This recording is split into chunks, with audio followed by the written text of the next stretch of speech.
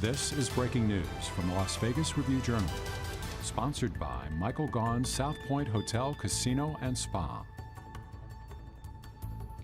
Good morning, everyone. I'm Renee Summerhour with the Las Vegas Review-Journal. Right now, we will be taking you live to a presser on a plan to prevent evictions. This is the Clark County Government Center, where state and county and local leaders are set to unveil a plan to help families who, again, have received an eviction notice.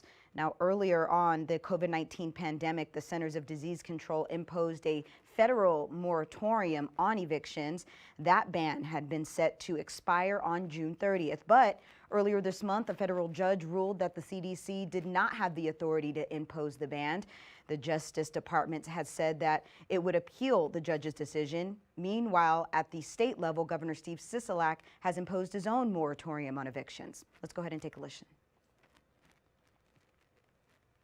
With that, there's two key pieces. I want to make sure you're seeing individuals before you that are going to speak before you today, but I want to recognize Supreme Court Chief Justice Hardesty, the Justice Courts, Las Vegas, North Las Vegas, and Henderson, the cities of Las Vegas, North Las Vegas, and Henderson on their collaborative funding to support our processes, Legal Aid Center of Northern Nevada, Shannon Chambers, the Nevada Labor Commissioner and President of Home Means Nevada, who is administering the Eviction Mediation Program.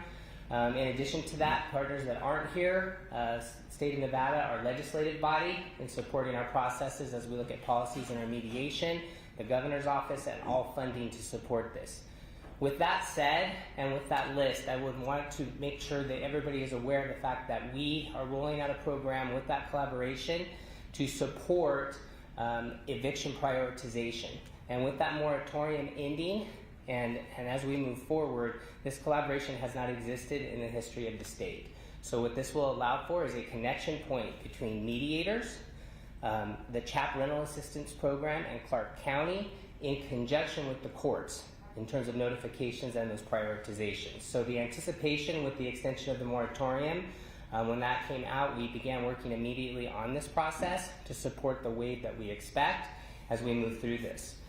With that, there's some questions around CHAP rental assistance and how that process works within this. Within the confines of this program, it is still going to be rental assistance in that prioritization.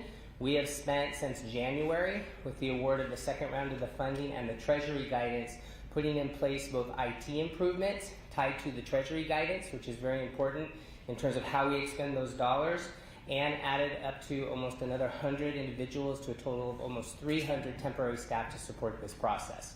I want to emphasize that is continuous and ongoing.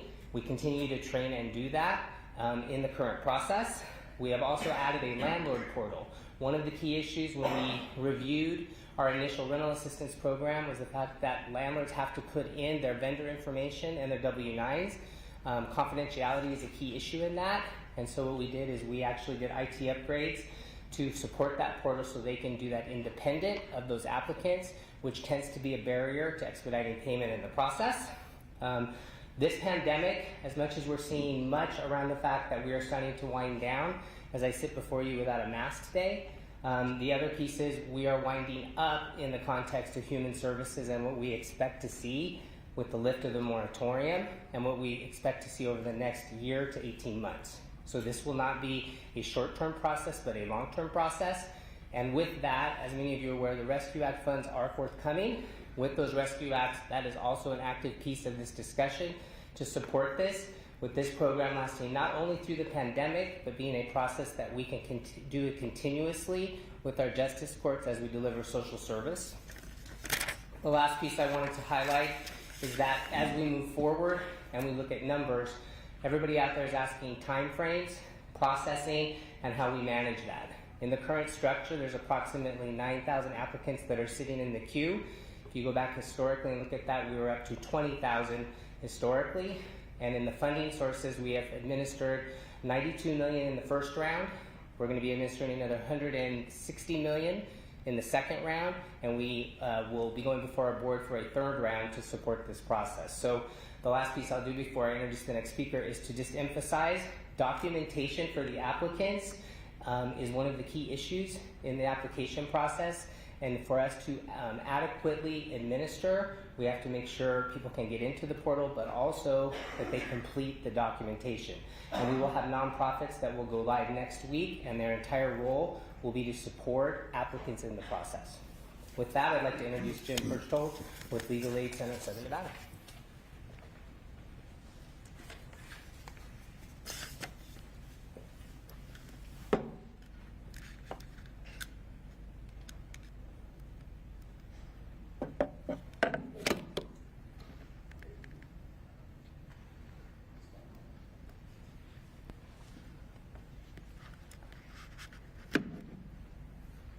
You good? Yeah. Good morning, everybody. My name is Jim Berchtold. I'm a directing attorney with the Legal Aid Center of Southern Nevada. Here with me today is Barbara Buckley, who's our executive director. First, I want to say what an honor it has been for Legal Aid Center to be part of this really historic collaboration. And I want to thank everyone who is not only here today, but who participated in the weekly work groups that we had trying to put this plan together. Since the beginning of the pandemic, Legal Aid Center, its attorneys, its staff have really worked hard to protect the rights, the legal rights of tenants who are facing eviction and to try to avoid eviction whenever possible.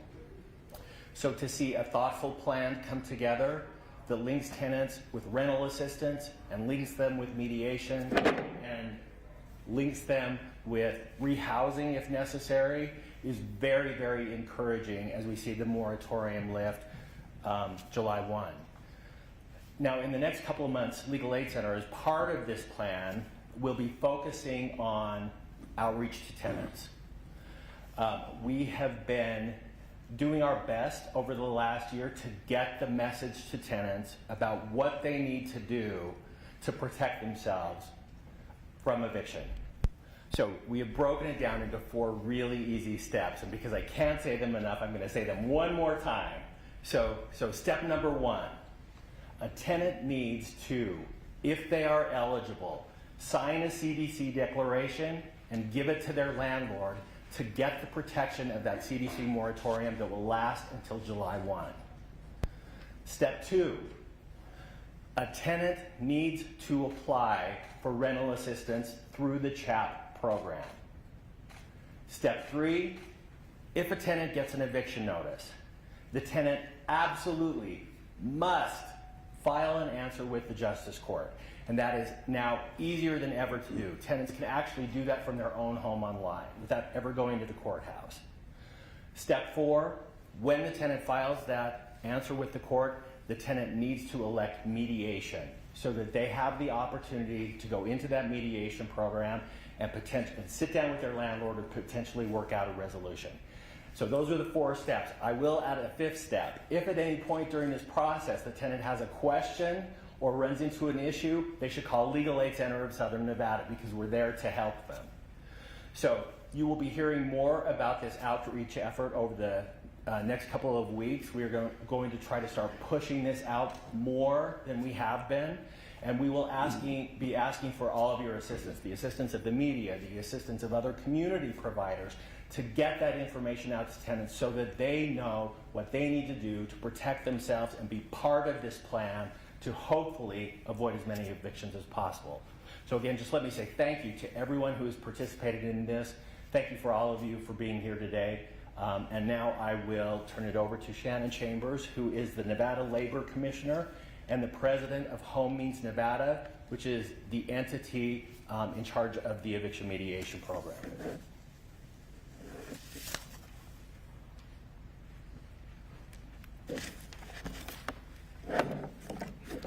So good morning. Thank you all for being here, and thank you to the previous speakers for introducing all of this and kind of introducing Home Means Nevada, who is the administrator of the rental eviction mediation program.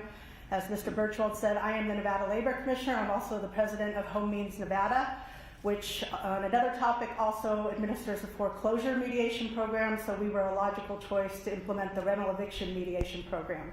So we implemented this program last October before the new moratorium came into effect this year. We processed over 1,000 cases through that program, working with the courts, working with legal aid, working with landlords and tenants.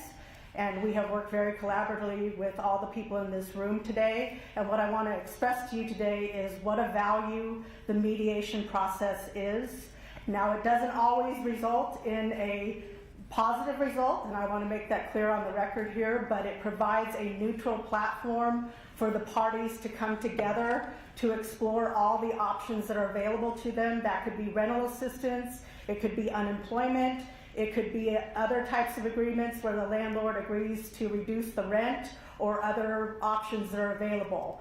What we have heard through the program and through tenants and landlords is that it really provides, again, that impartial person to listen to both parties. Obviously, eviction is a very sensitive and can be a very emotionally charged issue. So the mediator can kind of separate the emotion from the facts and work with the parties to come to an agreement. So Home Means Nevada is very committed to this effort. We are sort of the state of Nevada piece to this. I am an appointee of the governor of Nevada, Governor Sisolak, who feels very strongly about this program. I also work very closely with the Nevada legislature, who also feels very strongly about this program. So we have brought on over 100 mediators to handle what we think is going to come starting July 1st. But again, want to emphasize here today that mediation is an extremely valuable process, and we look forward to working with the courts and working with legal aid and all the parties involved here. And I can't tell you how honored I am to be working with the Clark County court system and the judges here today. And with that, I will introduce the Honorable Judge Melissa Saragosa from the Las Vegas Justice Court. So thank you very much.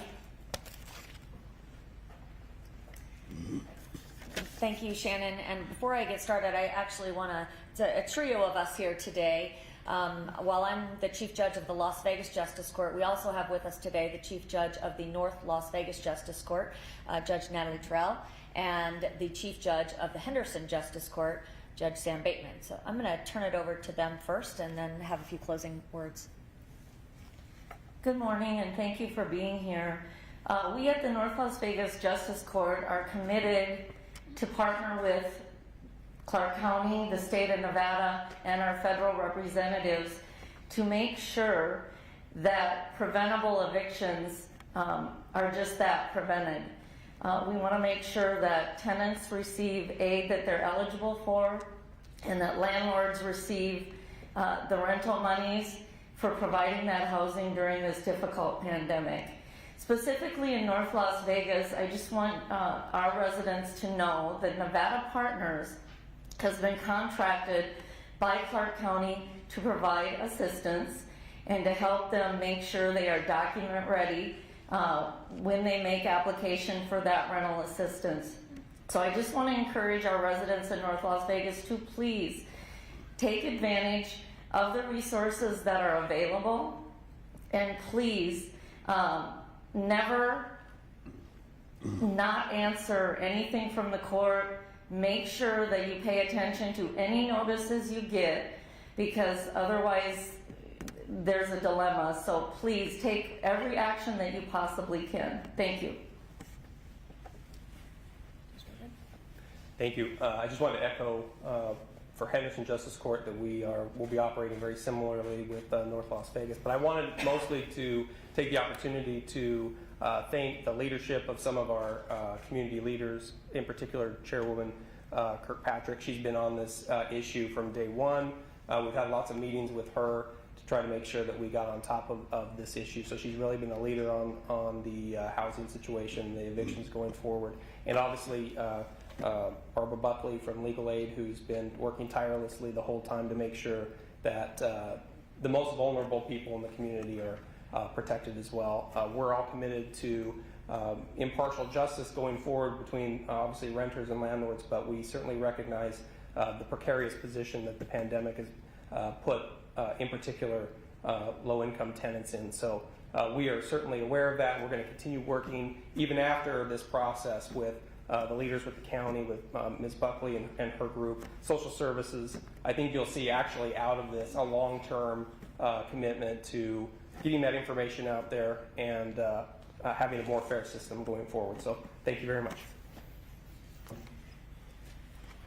I kind of wanted to touch upon first one of the things that Judge Bateman said, and it's interesting, this pandemic, while it's changed many of our normal procedures, we've identified some areas that we can carry, not just for this surge of evictions that may come our way, but carry into the future for the long term. And that's one of the partnerships between the courts and Clark County Social Services that has really blossomed through this process and this collaboration.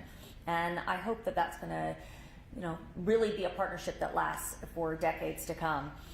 I want to answer a few questions that I think are probably pending about the process and what people are supposed to do with the courts. The first thing I want to highlight is if you are either a landlord or a tenant, the court has forms that are supplied in a partnership with the Civil Law Self-Help Center in the Regional Justice Center. And this all of the forms that you need, whether it's a form for a tenant to file an answer, or to a landlord who needs to file a motion to have their case on, or a complaint for an eviction, all of those forms are available at civillawselfhelpcenter.org. That's a great resource for any questions that you have and any forms that you need. And Mr. Berchtold mentioned one of the things that we have been able to do during this pandemic is we've created forms that are similar to TurboTax. So for a tenant answer, for example, a tenant can go through a series of questions online, and those answers to those questions will automatically populate the proper form that is needed for the court that they're filing with, and then it can be electronically filed right into our system. That is a benefit that prevents any tenant from having to take time off of work or take time to come down to the courthouse to fill out paperwork. But if you need assistance with that, one of the things that we've identified recently is some space in the Regional Justice Center. It just happens to coincide with the fact that Municipal Court just commissioned their new courthouse. So they vacated a great deal of space in the Regional Justice Center, which is giving us the flexibility to handle this surge in evictions. We've identified space where there will be volunteers and assistants that will be able to help anybody file the paperwork that they need and file it electronically in a quick, easy fashion. It will limit your time in the court building if you need to come down there, if you have questions, but you also can do that from home. Now, with respect to volume, I will say that when the eviction moratorium was put in place December 15th of 2020, the Las Vegas Justice Court had approximately 4,000 cases that were pending, that were stayed and halted at any various point in the process. What we've done in this partnership that we've created is identify those 4,000 cases for Clark County Social Services so that they could start working with those landlords and those tenants to resolve any potential eviction dispute. I'm proud to say there's a good deal of those that have now been resolved. Additionally, we've identified cases that were pending where the tenant was already able to find other means to pay rent. Perhaps they worked out a negotiation of payment plan with a landlord. We found other tenants that were already able to find new housing and have already relocated. So that's a good news for the court, that we're not going to have an overload of cases that we would be unable to handle in a timely fashion. But we are expecting a surge. And I'm sure that there are landlords out there that, one, still need to move forward on a case. If you need to know how to do that, at least for the Las Vegas Justice Court, we have forms online through civillawselfhelpcenter.org for the landlord to request the reissuance of an eviction order that was previously issued but never executed on, and there are procedures that need to be followed. If you're a landlord who had a hearing scheduled and that hearing was vacated, there are forms online, a motion to have the matter placed back on calendar, and you can find those at the same website. Again, we'll put those on as quickly as we can. If your case is one in which either the landlord or the tenant seeks mediation, as Ms. Chambers mentioned just a few moments ago, that Supreme Court mediation program still exists. It is a period of time of 30 days from the time that the complaint is filed, so that both parties would be referred by the court to the mediation program, where they can assist the tenant in getting the rental assistance if they're eligible, assist the landlord in making the proper paperwork to get to be the third party beneficiary of that, and take care of that defaulted rent. Additional resources that the Las Vegas Justice Court has is we've identified, we have hearing masters that are being added to our eviction calendar. With the recent municipal court moving out, we've identified new courtroom space so that we will be able to conduct court in a more spread out fashion, if you will, so that we're not bunching together people in a single hearing, which has been traditionally the way our court has handled matters. We're going to be able to have in a single courtroom where we can spread those cases out throughout the day. Overall, I would ask patience. We're not sure what we're going to see. We're not sure whether this new surge is going to put a backlog on our ability to hold the number of hearings that we can hold each week. Traditionally, our hearings have been set in about 7 to 10 business days, and that may be extended only because the court's capacity to handle them. We will do everything we can, and the Las Vegas Justice Court, as well as Henderson and North Las Vegas, are committed to moving our cases along as we can, getting them heard as quickly as we can with the capacity that we have. And I would just ask for your patience. Please understand that the court and all of these agencies are working very, very hard to accommodate the situation that we've come in and the moratorium being lifted. And with that, I think we're all open to answer any questions.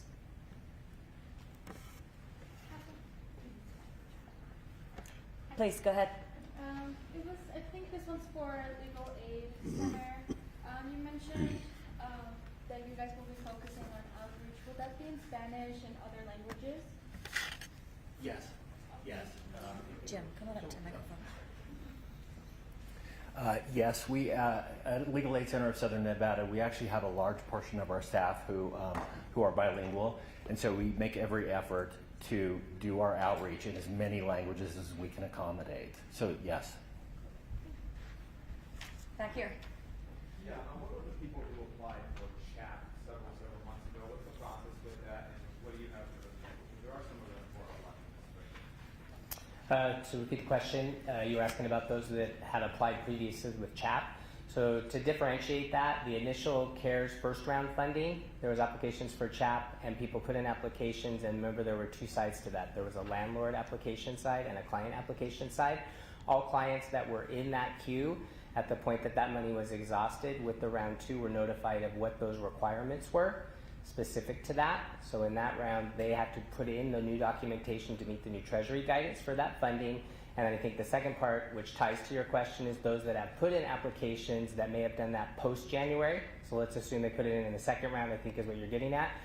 Those applications are in a queue and a first come, first served basis. So when I spoke to ramping up both the staffing side of that with our IT changes, what will happen is that is going to get faster and faster as we anticipate, and that was the plan towards we ramp towards the end of the moratorium. So applicants that are sitting in that queue, if they have uploaded their documents, I think some of the questions that come up is when are they going to hear from somebody? That's when it gets to the processor.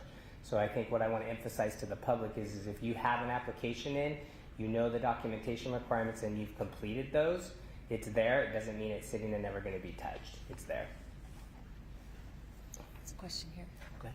We kind of just touched on it now, but what are some of the challenges of getting through that backlog? Like what's this look like? It really, simply put, it's a capacity issue in relationship to the number of applicants, in relationship to those that can process. So to give some context to that, I think I said earlier we're up to about 300 temporary staff, but two pieces that happened. We went live with the new portal with the new Treasury guidance on March 20th approximately, and following that process, then we have to train staff in that context and new employees because we're hiring up to support that. So it's really just a demand issue.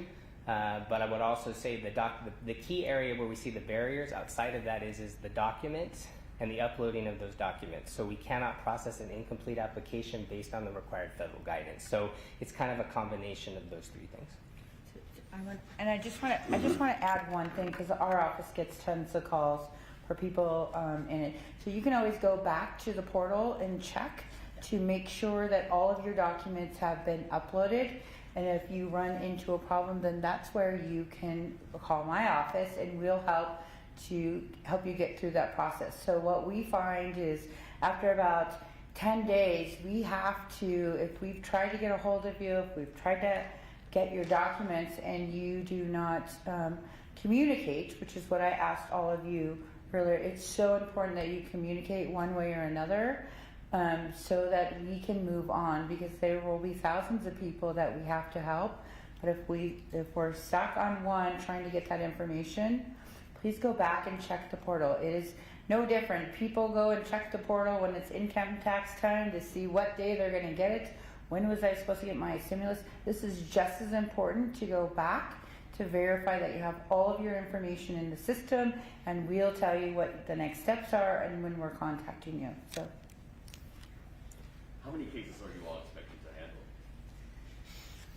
It's really an unpredictable number, to be honest. I will say that there was a period of time, if you can recall back in the fall, between about October 15th and December 15th, that there was no moratorium in place in terms of the processing of the case. The CDC order that has been in place since September 4th of 2020 definitely is a moratorium in terms of the execution of any eviction order, but it didn't halt our court process. So we did have a number of cases that were processed even during that time. And while I don't have a specific number for you today, I can say there were probably about 1,500 or so, maybe a little bit higher than that we processed in that window. Now, none of those were executed upon if they were protected under the CDC's order and they had invoked their protection. But those are some of the ones that are still pending, because those that were stayed execution until January 1 of 2021 were then extended by the governor's directive and now are extended through May 31. So if there was an eviction order already granted, the potential for that eviction order to be reissued and executed upon June 1st exists for those particular cases. Just going back to you, Kevin, regarding CHAP, so you know on the website it's very clear that due to high demand it's going to be at least 4 weeks or not longer for wait times. We know there are folks out there who are certain that they've done the documentation correctly, but their wait times appear to be much longer. What is the current range of wait times right now when somebody should believe that it's normal that they've been waiting X amount of time, and at what point do they say, well, maybe there's an issue or there's a hang-up internally? Mr. Birch, the director's here. I don't know if he wants to reference that, because that changes. We analyze that almost every day in terms of what our wait times look like, but I'll defer to him just on the time frame as we're currently seeing it. Tim Birch, Human Services Administrator. So I guess the key is we're going to keep emphasizing, go back to the portal, because what we've done since the initial CHAP application is update the level of statuses that tell you where your application is moving along. Previous applicants would have seen basically a submitted and an approved, and there was a time in between there that could feel very long if you don't know statuses. We now have updated that so you can see exactly where we're moving along in that process.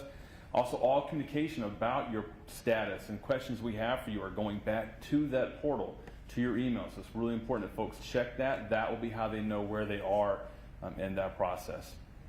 Do you have a sense of what that range of wait times are and how that's changed over time as the county has sort of ramped up the resources behind the program? To restate the question, as the county has ramped on additional contract staff and also dedicated staff to the process that we're here talking about today, we have seen the ability for us to address those quicker.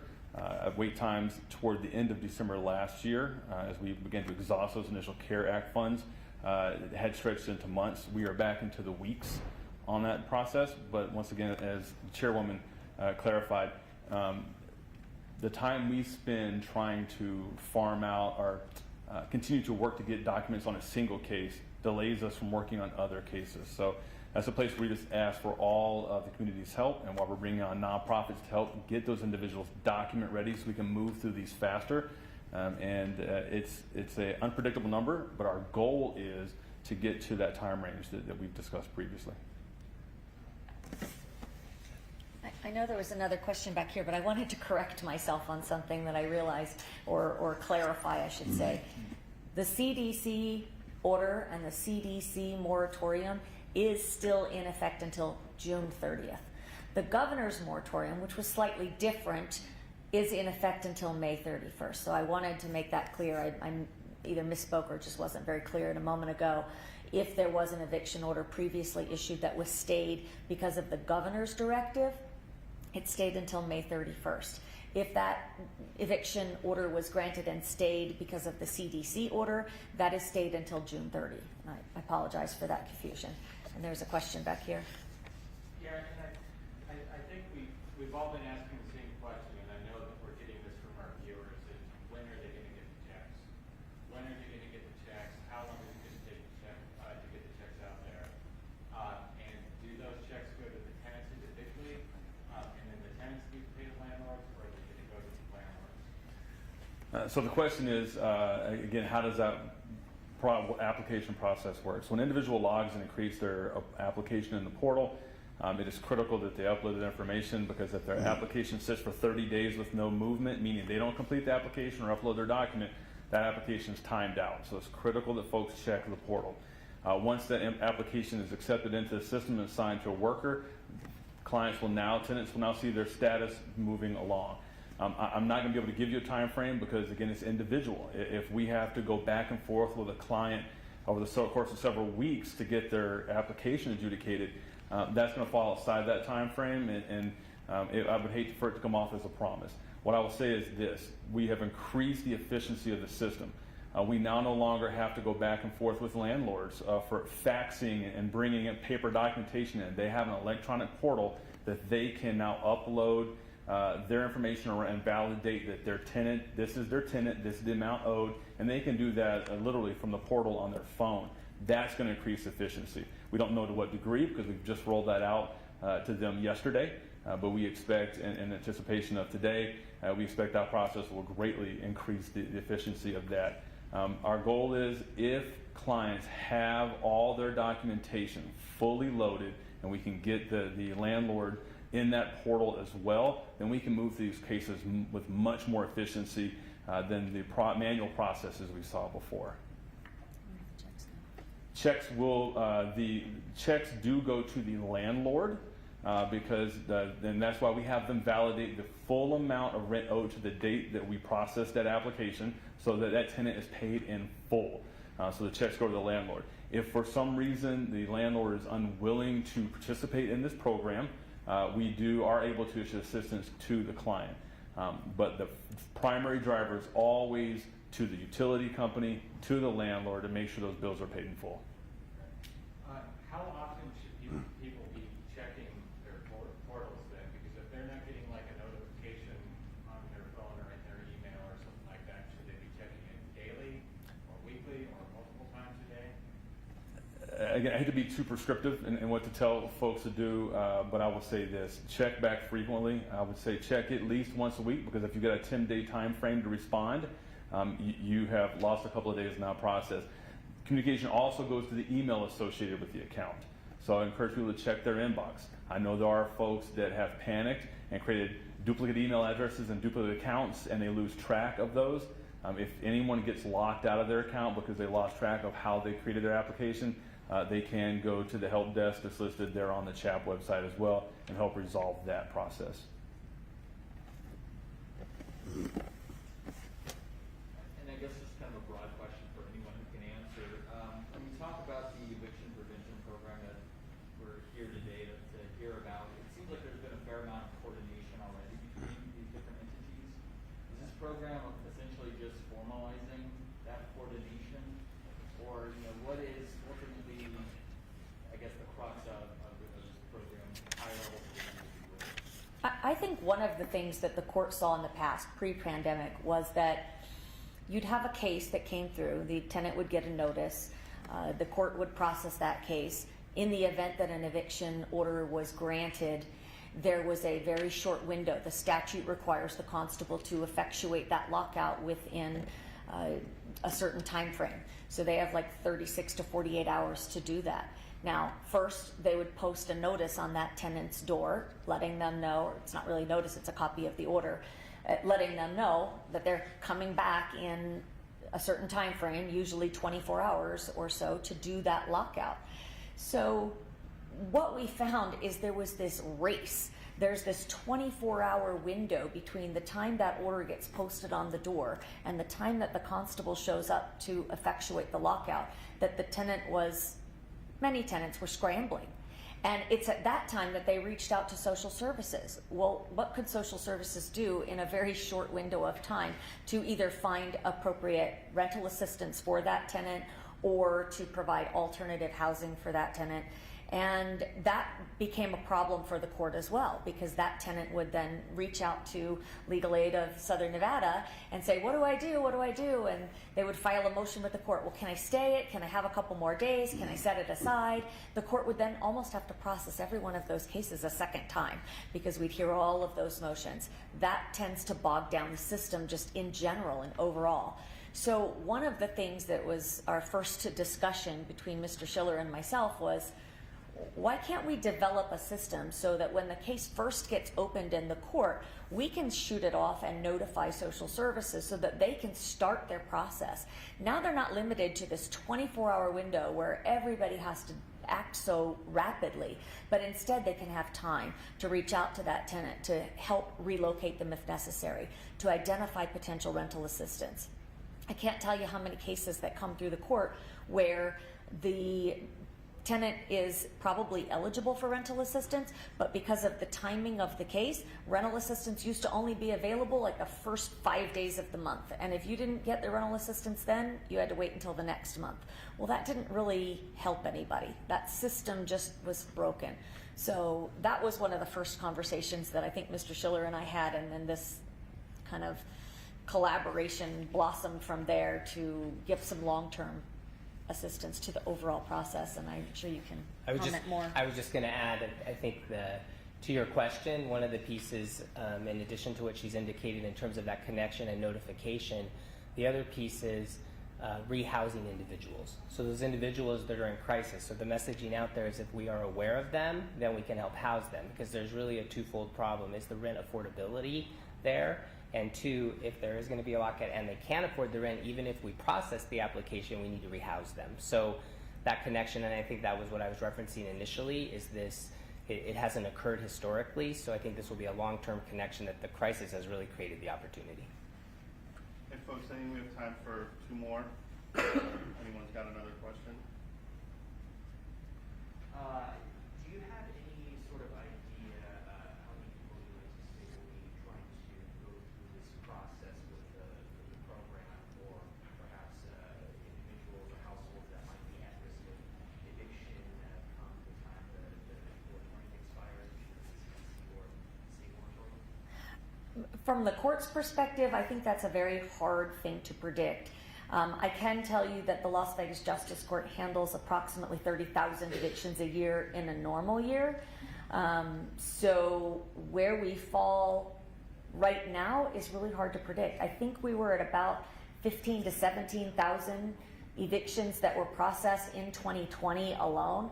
Now some of those were for things unrelated to rent, but it's hard to tell. Like I said, we had 4,000 cases pending as of a couple of months ago based on the moratorium. So we know we're going to have to process those that are still viable cases. We've weeded some of those out, and what's to come is really it's unpredictable. I know there are studies out there that predict an onslaught. We're braced for it as best as we can, and I don't know whether any of these gentlemen have a better prediction of numbers than what we have. Just a follow-up, more an estimate on what we can provide. So between round one, which was exhausted, and in the dollars we know we have in round two, that total number looks like we'd serve a total of about 60,000 households. That does not include Rescue Act funding, which is yet to be allocated related to rental assistance. I would also echo, as the judge indicated, there are studies. I think the Gwynn Center at the onset of the pandemic estimated about 125,000 households in the Clark County area. So that's the number we've used.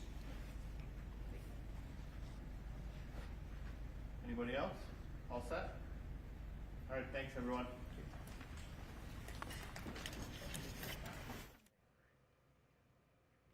You just heard from state, county, and local leaders as they unveil a program to help low-income families who have received an eviction notice. We will have more on this developing story online at lvrj.com, and we will have an update on all of today's events for you this evening on 7 p.m. You can also download our free RJ mobile app to get news alerts sent straight to your phone. And of course, you can find us on Roku, Apple TV, and your other favorite platforms. I'm Renee Summerhour. Thank you for joining us. You've been watching breaking news from the Las Vegas Review-Journal, sponsored by Michael Gaughan's South Point Hotel, Casino, and Spa.